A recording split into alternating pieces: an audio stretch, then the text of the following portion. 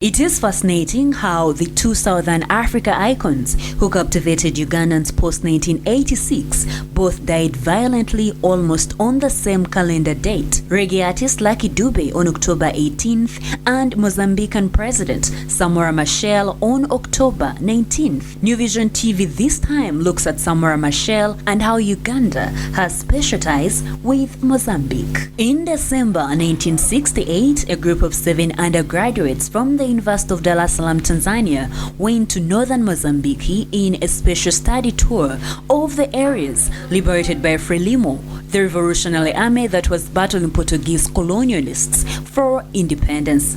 The group leader was Museveni, and there was one more Ugandan in the group, John Kawanga.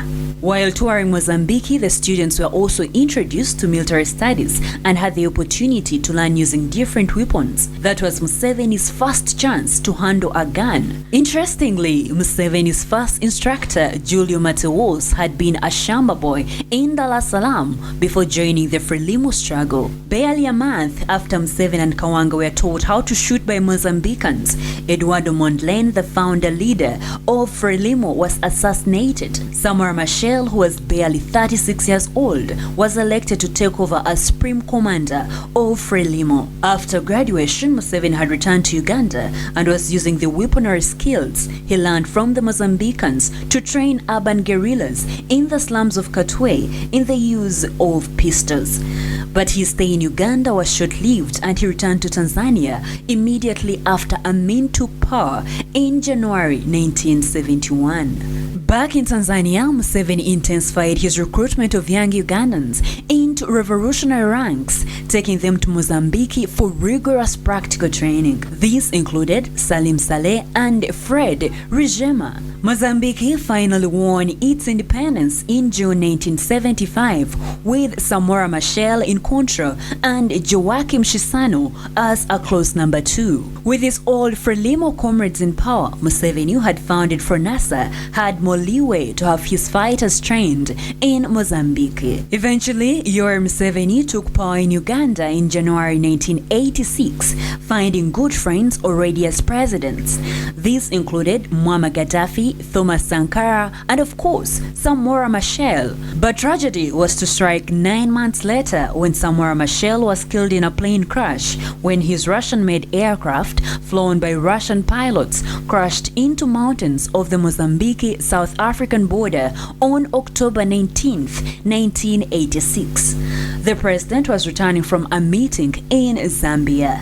Samora Machel's sudden death shook the world and Uganda in particular. The Frelimo government had been locked in years of bitter counterinsurgency against Renamo, a horrible rebel outfit sponsored first by Rhodesia and later by South Africa to destabilize Mozambique.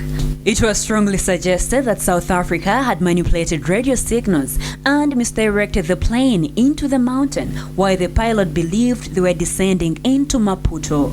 On the extreme opposite end, the crash was blamed on pilot error, even suggesting that the Russian pilots were busy sharing alcohol. Joaquim Chissano assumed power after the death of Samora Machel. Mozambique continued to struggle under the nasty harassment of South Africa's proxy, Renamo. Eventually, peace was negotiated. Thus, Chissano was hailed as a peacemaker by the world. Eventually, South Africa also got independence, and President Mandela married Machel's widow, Graça, who then set the record of becoming First Lady in 2 countries. On December 4th, Chissano was appointed by Secretary General Kofi Annan as UN Special Envoy to Northern Uganda to help end Joseph Kony's LRA's insurgency and spent months facilitating negotiations. In 2007, Chissano won the inaugural African Leadership Award by Mo Ibrahim Foundation worth $5 million.